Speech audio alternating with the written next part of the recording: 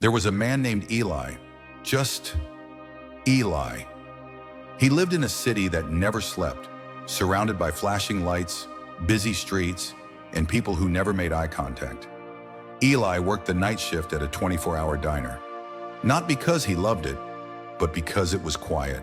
No crowds, no pressure, no need to pretend. Every night from 10 p.m. to 6 a.m., he flipped pancakes, poured coffee, and cleaned tables that no one would sit at again. Eli didn't talk much.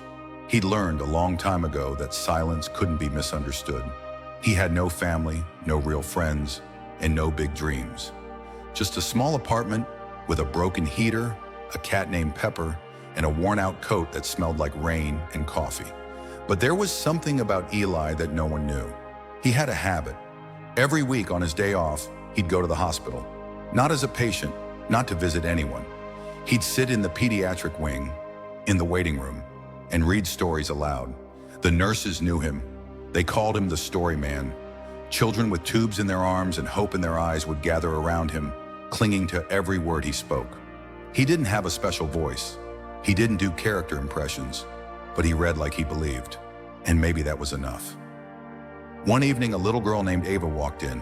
She was 6, pale, quiet, eyes too tired for her age. She didn't smile when Eli read. She didn't laugh like the others, she just stared. When the story ended, the other kids clapped. Ava didn't.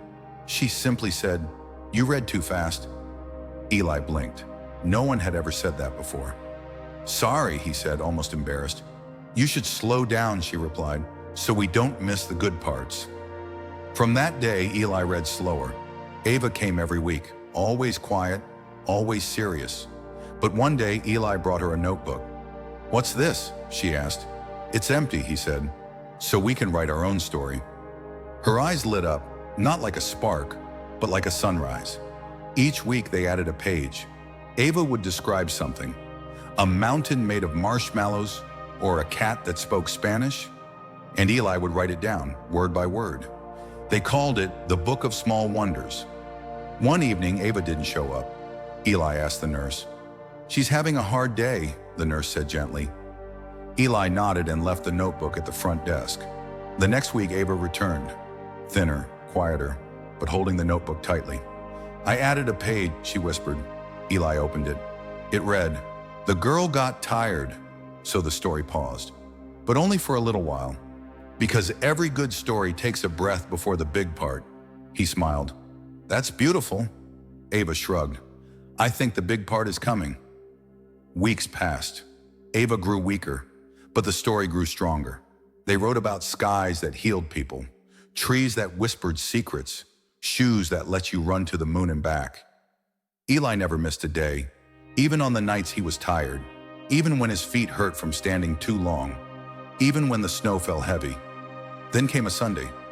Cold, gray, silent. Eli walked in with a new pen, the kind that writes in gold ink. He had an idea for the next page, but Ava's bed was empty. The nurse didn't need to say anything. Eli just sat down. He opened the notebook. It was heavier than usual. Something was tucked inside, a letter. "Dear story man, you said stories never really end, so I believe you. I think you should keep writing. For me, for other kids, for the world, even when it hurts. Because that's what brave people do.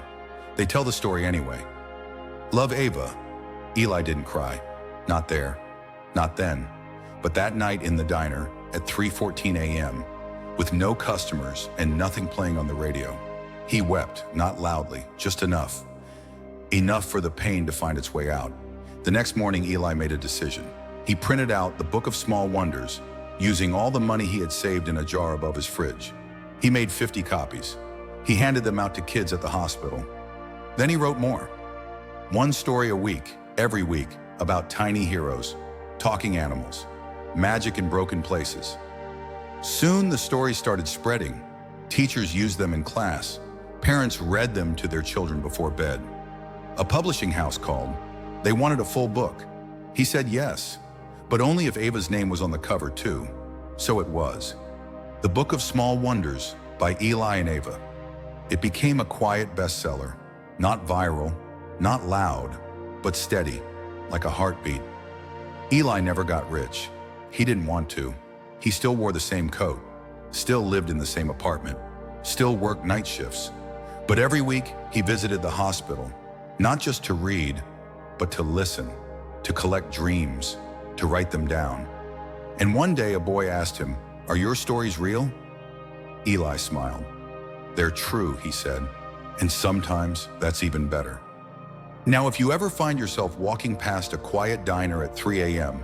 and you see a man scribbling something on a napkin, don't disturb him. That's just Eli, still writing, still believing, still keeping his promise to a little girl who reminded him that the best stories don't end. They live on, in hearts that remember. And if you love mind-blowing stories like this, make sure to like, subscribe, and share with your friends for more incredible mysteries on English He Stories.